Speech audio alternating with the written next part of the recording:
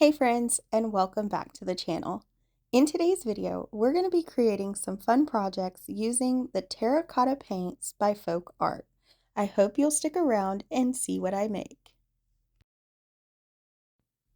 The first thing that I created was with this dusty trail color.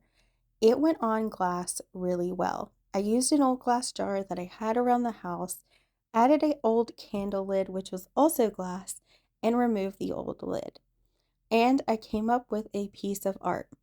This paint is amazingly textured and it went on the glass super well. I decided to go with 2 coats, but I did light layers. But I think you can get away with possibly only 1 coat. And it's indoor and outdoor safe, which is amazing. Just look at how pretty this is.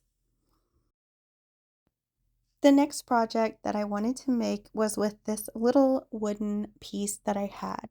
It looked like a vase to me, so that's what I wanted to turn it into. I thought it had this beautiful shape and it was made by plaid, so I was really excited to go ahead and give this a really cute look. I couldn't decide between Halloween or farmhouse, so I set my ribbon aside and I decided to go ahead and pick out my paint. I went with the snowbank color, which is a white, and I thought this color would go with any theme I decided to pick. I also used one of my favorite plaid brushes, and this is just a flat brush. And I started to pour out my paint. Look at how thick that is. I absolutely love it.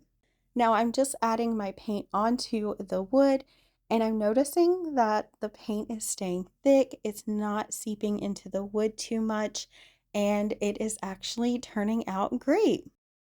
I went ahead and painted the whole piece white. The only thing is that I did keep the inside of it the wood color because I like that wood exposed, and I decided to paint the lip of this vase as well.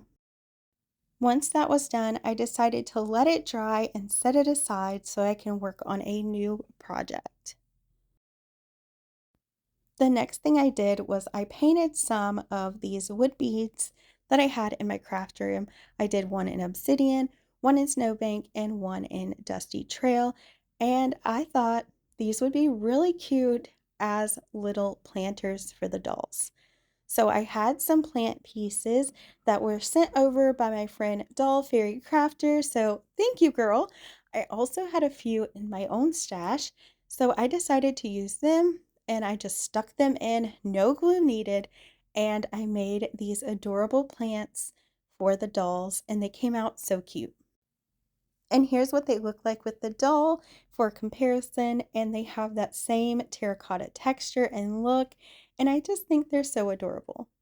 Now back to that planter that we were waiting on to dry, and it is done drying. I'm excited to make this into a farmhouse planter for my kitchen, but I also wanted to mention that I did add that jar in my beach theme in my living room, and I love it. It does look like a piece of art.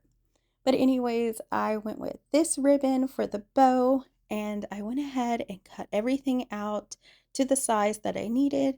And I added the almost like a checkered pattern on the bottom. And then I just hot glued the bow right on top of that. And it came out really cute. I absolutely love the simplicity of it. I think it came out adorable and it still has that texture and it doesn't look like wood.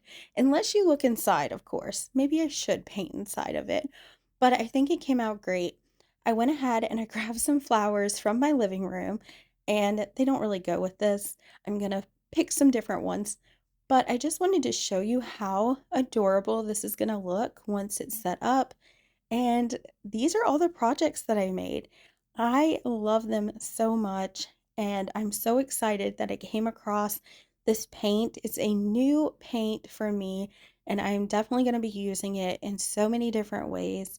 I even think you can use that white for a canvas and just get that texture to it. It's going to be amazing.